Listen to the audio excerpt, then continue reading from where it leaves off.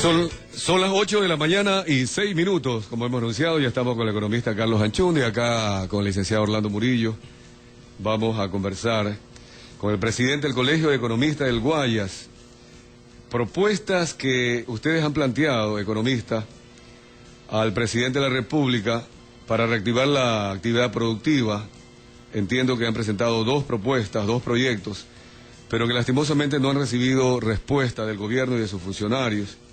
¿En qué consisten esos proyectos para que la ciudadanía los conozca? Bienvenido, buenos días. Muy buenos días a usted, a Orlando también, mucho gusto a los tiempos, a la ciudadanía. Nosotros tenemos una obligación no solamente estatutaria, sino moral.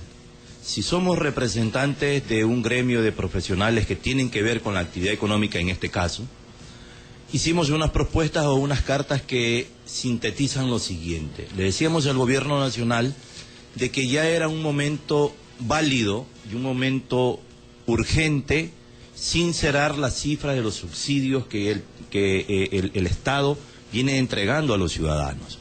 Son alrededor de 4.000 millones de dólares que están presupuestados solo para hablar en 2012, que van dedicados al subsidio de las gasolinas, gas, diésel, como también el subsidio al bono de la pobreza. El bono de la pobreza tiene un gran problema. Mire usted que el gobierno hace 6 años que tomó las riendas del país y habían inscrito alrededor de 825.000 personas. Para el 2012 se va a cancelar el valor del bono de desarrollo humano de la pobreza a 1.600.000 personas. Entonces el subsidio tiene una razón de ser, que es emergente, focalizado y temporal. Y ninguna de las tres condiciones, en este caso específico, como tampoco en el tema de los combustibles, se ha cumplido esta premisa. Y si el número de personas que requieren la ayuda estatal, la transferencia de la riqueza del Estado hacia el bienestar o dineros que sirvan para paliar necesidades de las personas del país, algo está sucediendo mal, no precisamente bien. Nosotros hubiéramos querido, no solamente como economistas y analistas de las cifras del país, sino también como observadores de la tendencia social, sociopolítica del país, que este número de personas que acuden al bono de la pobreza hubiera rebajado y no aumentado a razón de casi 100.000 por año desde el gobierno de la Revolución Ciudadana. Cuando aumenta esta necesidad de darle bonos a más pobres, desde el punto de vista del Colegio de Economistas, ¿qué significa? Significa dos cosas. Una, que el dinero del país no está siendo, que la riqueza del país no está siendo invertida para crear más riqueza. Y segundo, que el Estado no está procurando darle a los ciudadanos, a las personas, las herramientas finales para que tengan pleno empleo, para que tengan tranquilidad y que puedan obtener los recursos a través de su trabajo, de su esfuerzo, de forma permanente que sirva para satisfacer a sí mismo o atender las necesidades de las personas que están en su entorno. Lo que está haciendo el Estado es entregarle dinero para de manera temporal lograr de alguna manera que se resuelvan los problemas sociales, los problemas de las personas, los problemas de los ciudadanos.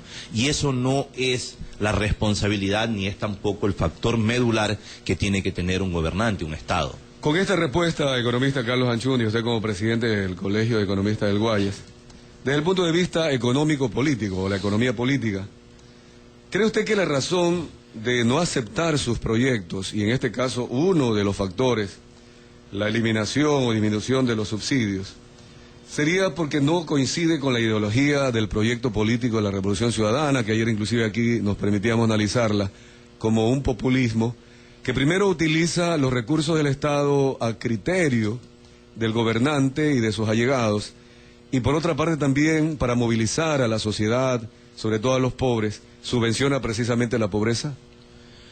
Bueno, eso podría ser más bien desde qué punto, desde qué óptica se lo mire, ¿no? Si nosotros entramos a hacer un análisis netamente político de estas resoluciones como Estado y de dónde han ido a parar los recursos durante todo este tiempo, más o menos 110.000 millones de dólares. Esos son los que ha manejado presupuestariamente los 5 o 6 años, 110, 120.000 millones de dólares. Entonces, si es a través de una óptica totalmente política, es muy válida esa opinión, es muy válido ese diagnóstico. Nosotros como economistas lo miramos desde otro punto de vista también. Los abogados lo mirarán desde otro punto de vista, los ingenieros civiles desde otro punto de vista. Nosotros como economistas decimos lo siguiente, de que en el estado paupérrimo y de pobreza en que se encontraba el Ecuador y que aún se encuentra, es válido que se hayan dirigido esta cantidad inmensa de recursos por parte del Estado a tratar de favorecer y mejorar las condiciones de infraestructura y de sueldos de los profesores del país, por ejemplo. De que se hayan construido nuevas infraestructuras educacionales como los colegios del Milenio, que he podido visitar para poder tener todo un entorno de comentario bajo la responsabilidad como presidente que tengo del Colegio de Economistas, y esto es necesario, era necesario y ojalá hubieran muchas más infraestructuras del Colegio del Milenio, porque tienen todas las herramientas del tercer milenio justamente, tanto profesores como alumnos, para llevar adelante una educación de excelencia. Sí. Nosotros creemos muy bien que los sueldos y salarios del personal administrativo y los sueldos de los médicos y el mejoramiento en equipos y también de alguna infraestructura física de hospitales, del Seguro Social inclusive, haya recibido bastante dinero por parte del Estado. De igual manera la vialidad, de igual manera la mejora de los sueldos de los servidores públicos, especialmente lo que tiene que ver con la seguridad ciudadana del país. No solamente los policías y el ejército, sino también los jueces, los que están administrando justicia en el país. Entonces nosotros creemos que todo esto es válido y que todo esto es hacer país. Lo que no creemos bien es que el gobierno o el Estado, dentro de sus preceptos, yéndose por una ideología, que hay que respetarlo obviamente, deje a un lado al sector privado. Si el sector público está atendido, el sector privado tendría que tener todas las, no preferencias ni las ventajas, todas las condiciones necesarias por parte del gobierno, a través de sus resoluciones, diferentes resoluciones de tipo laboral, tributario, de tipo de comercio exterior, de tipo de negociaciones con el exterior, en la agricultura, en la generación de una electricidad más barata, de diques, albarradas o represas de agua que no estuvieran ahorita afectando tanto al sector productivo del campo, que es básicamente la riqueza del país. Nosotros somos un país agrícola y por eso no entendemos por qué el gobierno se desatiende por mucho tiempo de llegar a acuerdos de tratado de libre comercio o acuerdos comerciales con países como Estados Unidos y Europa, que están ávidos de consumir, que tienen un alto estándar de ingresos, por más recesión que tengan, los ciudadanos o las personas allá tienen dinero para poder comprar productos agrícolas naturales o procesados o industrializados. Entonces, es ahí donde el gobierno falla y nosotros venimos invocando permanentemente que el desarrollo del país no requiere de ideologías, que está bien ir en esta ideología y en este espíritu a atender el asunto social, pero este mismo espíritu, esta misma vehemencia, esta misma entrega por parte del gobierno, en general, no solo el presidente, sino en general de todos sus funcionarios, tendría que tener este mismo tiempo, importancia y vehemencia para empujarlo. Nosotros creemos que el país es como una bicicleta, y una bicicleta no tiene un pedal, tiene dos pedales.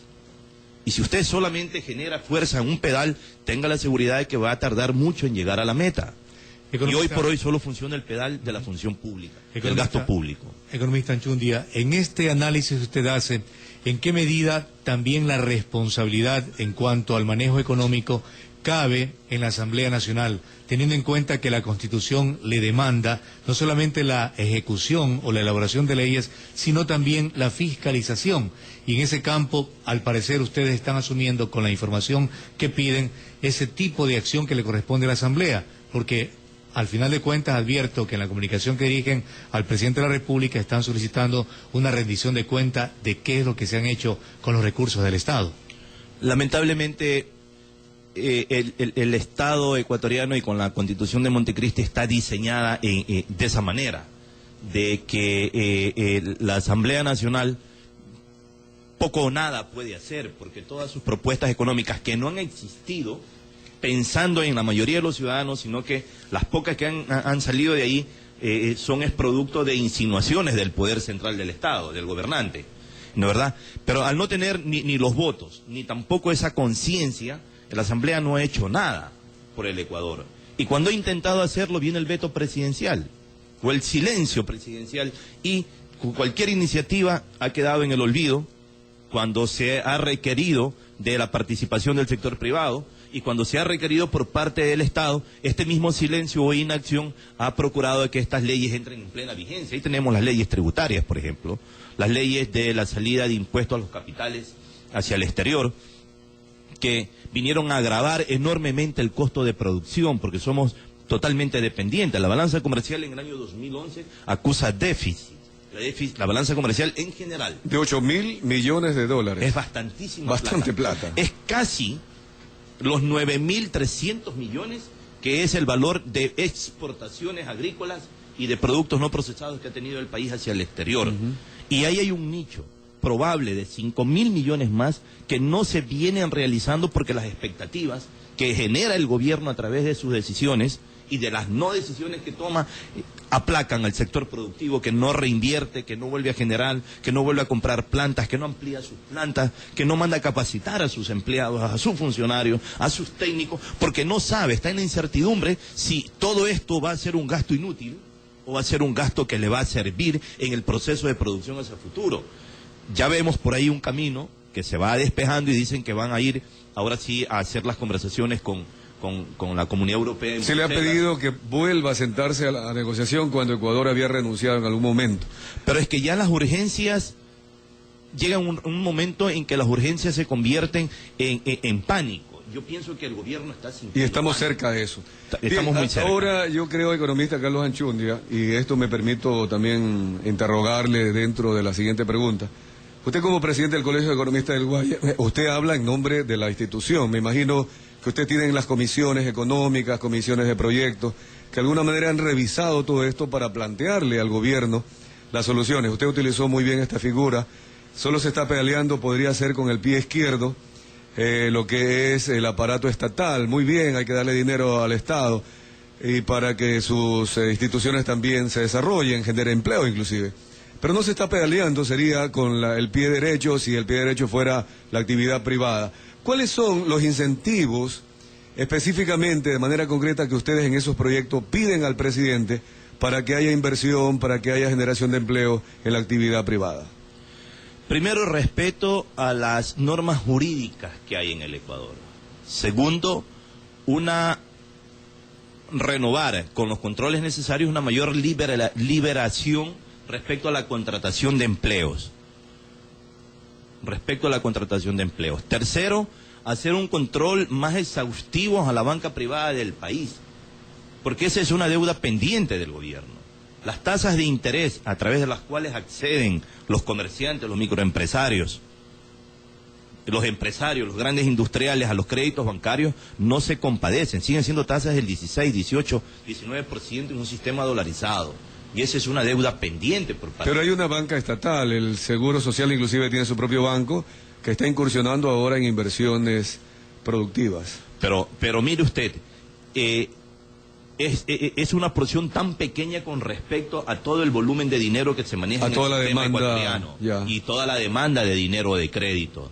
Y está muy bien la creación de este banco y su participación, porque de una u otra manera sus políticas, sus tasas de interés, la relación con sus clientes está tratando de promediar el mercado. Pero es tan poco su participación con respecto al total de que no logra imponer el ritmo. Entonces debería haber, no una intervención del Estado, pero debería haber otras facilidades para que las tasas de interés vayan hacia la baja y esto no sea un costo tan alto. El costo de la electricidad. Con 110.000 millones, estimado amigo, manejados por el Estado, yo creo que bien, a un ritmo de 5.000 millones, en 5 años ya hubiera tenido una caja de 25.000 millones de dólares, que es casi el 70% de toda la construcción del complejo petroquímico en el Aromo, en Montecristi, provincia de Manabí. Pasan 5 años, está puesta la primera piedra, y no hay ningún trabajo adicional más allá de la planificación, de la organización. Eso es lo que tenemos referencia de prensa. ¿Por qué es importante? Porque mire usted la cantidad de dinero, casi 1.600 millones de dólares se gastan entre sacar el petróleo en el oriente, meterlo en un tubito, el oleoducto ecuatoriano, transecuatoriano, llega a un barco en la costa ecuatoriana y se va en ese barco a viajar el petróleo y regresa refinado. Ese viajecito cuesta 1.600 millones de dólares aproximadamente al país por año. ¿Por qué no se ahorró de esta cantidad de dinero recogida a través de impuestos y de petróleo? 110.000 millones, vuelvo a repetirlo, 5.000 por año, y ya tuviéramos casi construido este complejo petroquímico. Bien, pero conversando entonces... Estos son ahorros al país Sí. que van a la generación de trabajo productivo. Conversando sobre los incentivos que usted ha propuesto en el proyecto, seguridad jurídica, flexibilización vendría a ser del Laboral. empleo. Pero fíjese, justamente por eso yo le relaciono la economía con una forma de ver la economía que es la parte política, la economía política que tanto se ha estudiado en países socialistas, en países de derecha, etcétera.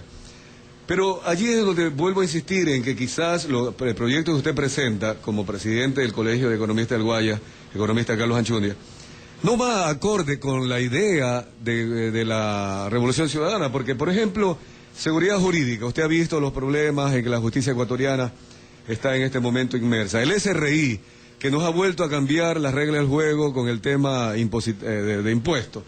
El 2% al 5% para repatriar capitales. El tema de la flexibilización de empleo, más bien se eliminó la tercerización, que es tan positiva en países que generan empleo. El control, dice aquí, de la banca, las tasas de interés, usted ha dicho pues que es muy pequeño lo que está haciendo el Estado para la gran demanda que existe de dinero. No va por allí, entonces vuelvo a insistir que sus proyectos tienen otra orientación económica, ideológica, que la que tiene el gobierno. De ninguna manera. Yo creo que lo que estamos planteando es el factor complementario, que es lo que se necesita. Complementario. Es el complementario. No contradictorio. No contradictorio. Ya. Nosotros, como más que estudiantes de cifras macroeconómicas, nosotros los economistas también incursionamos dentro de nuestra formación académica, universitaria y después fuera de la universidad, es en los aspectos socioeconómicos. Y los aspectos socioeconómicos tienen que ver con el ser humano. Y en eso estamos totalmente de acuerdo con el presidente de nuestra República. El sector social y el sector de todas las funciones alrededor del sector social del Estado estuvieron muy desatendidas. De acuerdo, por eso usted dice, está muy bien en lo social, pero falta incentivar lo privado. Falta incentivar lo privado porque son complementarios. No pueden ser o seguir funcionando como se trata de formar el Estado del Ecuador de ahora, de que son dos mundos separados, que son dos cosas diferentes. No, son dos cosas que tienen que ir unidas. Queda muy claro. Un símil con el perdón de los oyentes, así un símil que me incluso sirve para confeccionar y radicar más en mi mente y en mi formación académica el ejemplo de la bicicleta. Son complementarios. No, a mí me parece novedoso y yo lo voy a copiar, lo voy a utilizar en el futuro, que para andar en bicicleta no solo hay que pedalear con una pierna o con un pedal, sino con las dos. Vamos ahora a lo que usted acaba de manifestar. Tarde en llegar.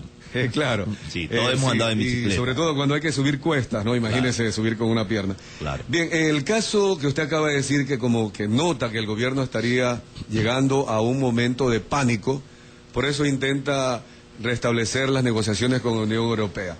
La balanza comercial, uno de los pocos datos que he anotado para conversar con usted, economista Carlos Anchundia, la balanza comercial no petrolera, quiero explicarle esto a los oyentes, es sacando el petróleo, no nos confundamos, saquemos el petróleo y hablemos de flores, de cacao, de banano. En Ecuador tuvo un déficit, es decir, importó más que lo que exportó en el año 2010, 7.609 millones. Y en el 2011, este déficit aumentó en 12,31%, es decir, llegamos a importar más que a exportar 8.000